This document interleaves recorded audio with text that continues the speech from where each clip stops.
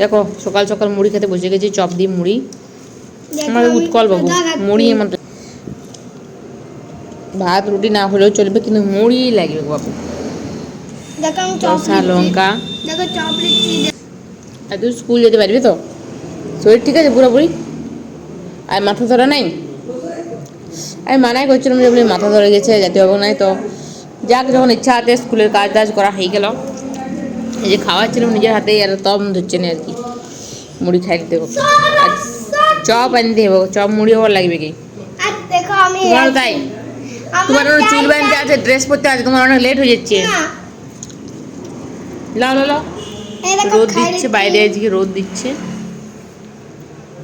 এই তো স্কুল পাঠাই দিয়ে একটা জায়গায় যাবো আজকে, একটু কাজ আছে। তো চলো।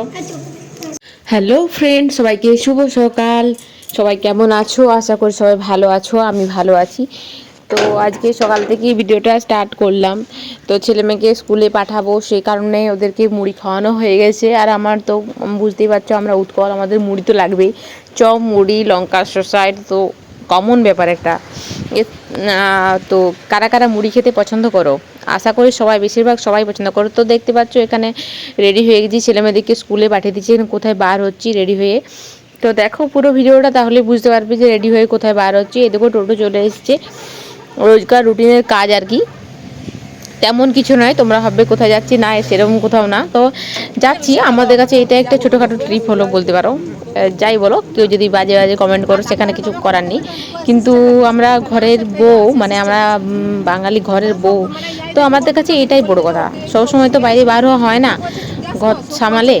তো তাহলে সব খুব প্ল্যান করে বাইরে যেতে হয়, তো সেসব তো আর হয় না। এই দেখো আমরা সবাই মিলে চলে যাচ্ছি, মানে আমাদের যা, এটা আমার যা, আর আরেকজন আছে আমি যাই ছেলে, সবাই মিলে আমরা তিনজনে মিলে যাই। মানে তিন ঘরে মিলে একটা টোটো করা হয়, প্রতি মাসে যাই। আশা করি তোমরা বুঝতে পারছো কেউ কেউ যে কোথায় যাচ্ছি।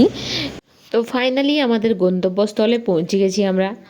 তো বুঝতেই পারছো, আমরা রেশন আনতে এসেছি। প্রত্যেক মাসে রেশন তুলতে হয়, সেটা সবাইকে হয়, সবাই জানো।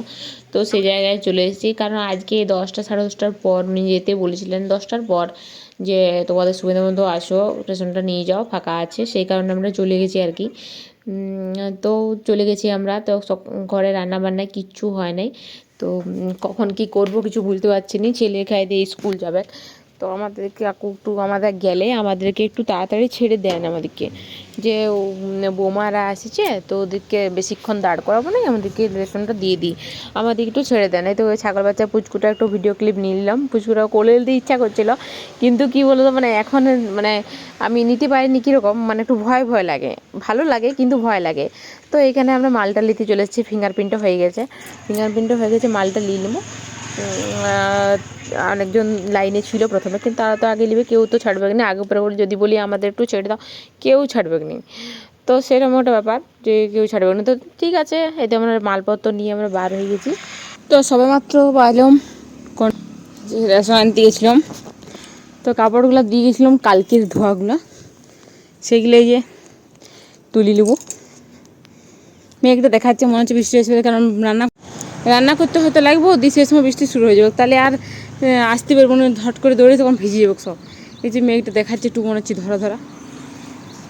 দেখো এখানে ডিম তরকারি বসা দিয়েছি আমি। ডিমটা ভাজতে মশলা আমি এখানে পেঁয়াজ রসুন আদা টমেটো সবগুলো রেডি করে নিয়েছি। আর দুটো সিদ্ধ ডিম যদি বলো, কেন বাচ্চাদের জন্য, ওরা, আমার মেয়ে তো বিশেষ করে ডিম খেতেই চায় না, ডিম মাছ মাংস কোনোটাই খায় না। তো এখানে বেশি কিছু আজকে করছি নি।